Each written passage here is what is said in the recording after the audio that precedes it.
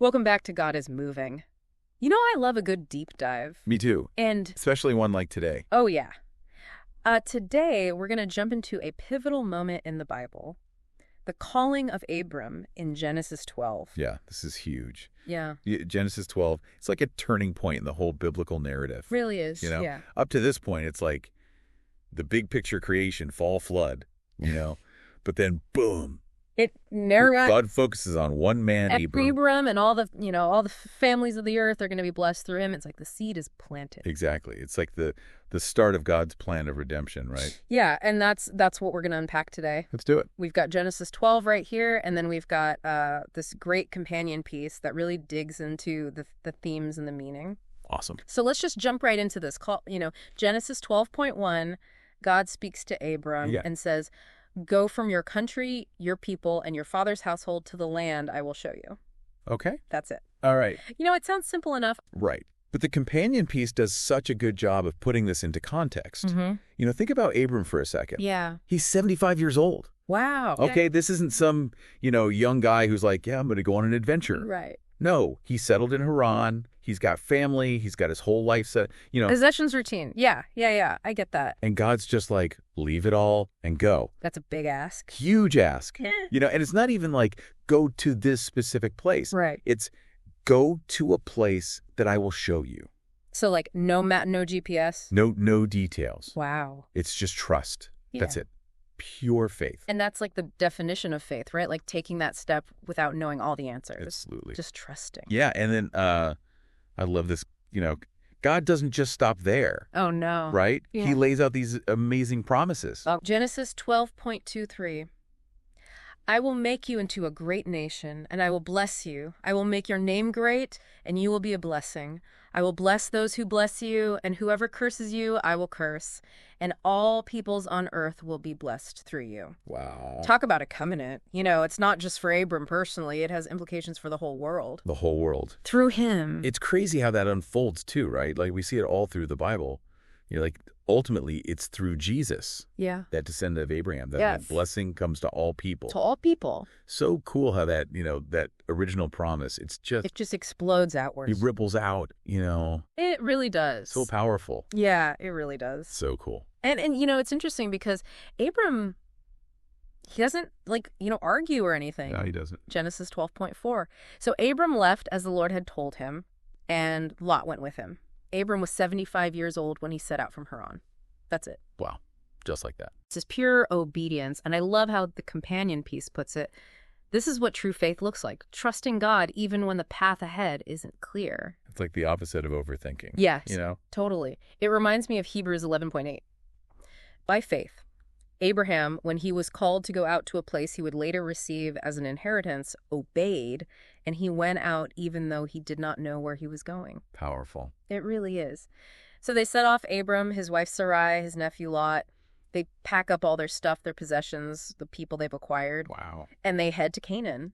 The promised land. Right. And they travel through the land. It says they go to Shechem, to this place called the Great Tree of Moreh. The Great Tree of Moreh. I've always loved that name. It's so evocative. Yeah, I know. It's so cool. Like you can just picture it. Yeah. This ancient tree, You can. big and strong. Yeah, totally. I wonder what kind of tree it was. I know. The Bible doesn't say. Right. But it does say that at that time, the Canaanites were in the land. Oh, yeah. That's an important detail. It wasn't like an empty land just waiting for Abram. No, it was inhabited. Adds another layer of complexity to the story, right? It's like, how is this going to work? Yeah, it does. God said, it's going to be yours, but there's already people there. Yeah. God's plan is always bigger than we can see at the moment. Absolutely. And right there in Shechem, the Lord appears to Abram and says, "To your offspring, I will give this land." Wow. And Abram responds by building an altar to the Lord. That's beautiful. It is. It shows his heart. Yeah. It's not just about the land. No. It's about worshiping God. Yeah. Recognizing God's presence in everything. Exactly. And it's like a physical manifestation of his faith, right? Totally. Building something tangible. Yeah. He keeps moving too. He goes towards the hills east of Bethel, and Ai pitches his tent, builds another altar there, calls on the name of the Lord. It's like he's establishing his presence. He is. Yeah. But also his dependence on God. Right. Yeah. Like each step of the way, he's like, okay, God, I'm here. What's next? Yeah, exactly. And then he continues south towards the Negev. Wow. So he's on the move. Yeah. What a journey. But then, things get a little bit tricky. No. Yeah, Genesis 12:10. Now, there was a famine in the land, and Abram went down to Egypt to live there for a while because the famine was severe. Famine. Yeah, and I think this is where things start to get really interesting and a little bit messy. Human. Yeah, human. Because, Abram's faced with this challenge. Right. He's got to feed his people. Yeah, the practical problem. It is. So he goes down to Egypt, which, at the time was known for its abundance because of the Nile. Makes sense. Like a logical solution. Yeah, on the surface. Right, But I think this is where his faith is really tested. Okay, how so? Well, because as they're approaching Egypt, Abram starts to get scared. Oh no, what happens? You see, Sarai, his wife, is incredibly beautiful. Okay. And Abram's afraid that the Egyptians will see her and want to take her, and he's worried they'll kill him to do it. Oh, wow. So he comes up with this plan. What's the plan? He tells Sarai to lie and say that she's his sister. Oh no. That's not good. No, it's not. Not good at all. I mean, I get it. He's scared. Right. But that's a huge betrayal of trust. It is. And of God, right? It is. It's like he's forgotten all those promises. And the fact that God just brought him through this incredible journey. Yeah, he's relying on his own schemes. Yeah, exactly. Like Yeah. his own understanding. Instead of God's. When will we learn? I mean, we all do it, though. We do. We do. Fear is a powerful motivator. It is. And it can make us do some crazy things. It can. So what happens next? Well, as you can imagine, as soon as they get to Egypt, Sarai's beauty is noticed. Oh, no. Yeah, Pharaoh's officials see her, and they take her to Pharaoh himself. Oh, wow. And Pharaoh, believing that Sarai is Abram's sister, treats Abram very well. Oh, so the plan's working. It seems to be. On the surface, Pharaoh gives him sheep, cattle, donkeys, servants, camels, all kinds of stuff. Wow, he's prospering. He is. Worldly prosperity. Right, right. But what about God?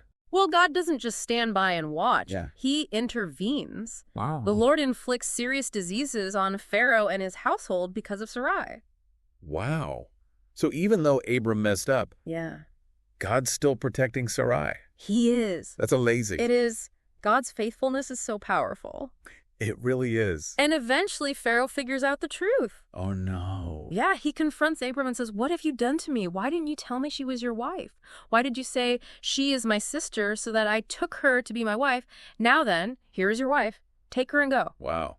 I bet Abram felt so small. I know. He was caught. Busted. Yeah, but even then, even after Abram's deception, Pharaoh still sends them away unharmed with Right. all their possessions. That's grace right there. It is. It's amazing. It shows that God was in control the whole time. Yeah, even when it seemed like things were falling apart. Yes, exactly. Wow.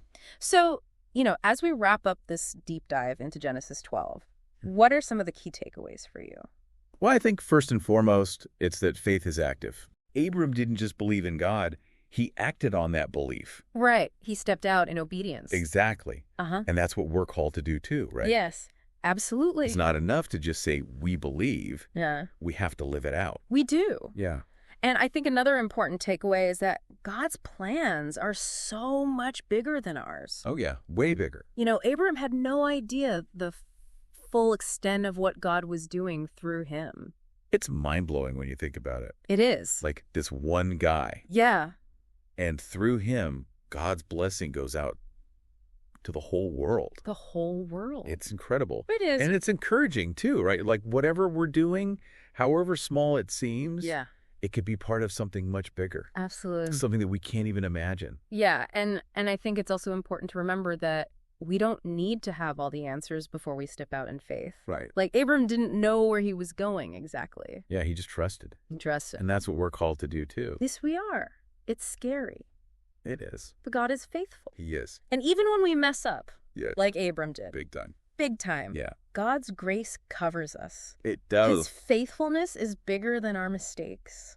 It's so good to remember that. It is. Especially when we're feeling discouraged. Yeah. Like, God, you messed up, but I still love you. Yes, he does. Come on. And I think, just to kind of bring it all together, Genesis 12 isn't just a story. It's the foundation. It is. It's the beginning of God's covenant with Abraham. And that covenant, it just like echoes throughout the whole Bible. It does. All the way to Jesus. To Jesus. It's amazing how it all connects. It really is. Powerful. Yeah. So let's close with the prayer that's provided in the companion piece. Okay. Father, thank you for the lessons we learned through Abram's journey. Teach us to trust you, even when the path isn't clear. Give us the courage to step out in faith, knowing that you are leading us.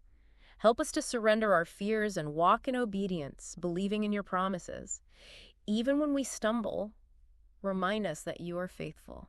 In Jesus' name, amen. So as we leave this deep dive today, I just want to encourage you to think about where God might be calling you to step out in faith. Yeah, what's that next step for you? Yeah. What comfort zones do you need to leave behind? What promises is he whispering to your heart? And remember, you don't have to have it all figured out. No. Just take that first step. That's it. And trust that God will lead you. He will. He's got you. He does. So good. Thanks for joining us today. This was great. It was. I love talking about this stuff. Me too? So powerful. It is, and we encourage you to go back and read Genesis 12 again. Yeah, spend some time with it. Yeah, and let God speak to you through it. Yes. Because he will. He will. He always does. Absolutely. Thanks again. See ya.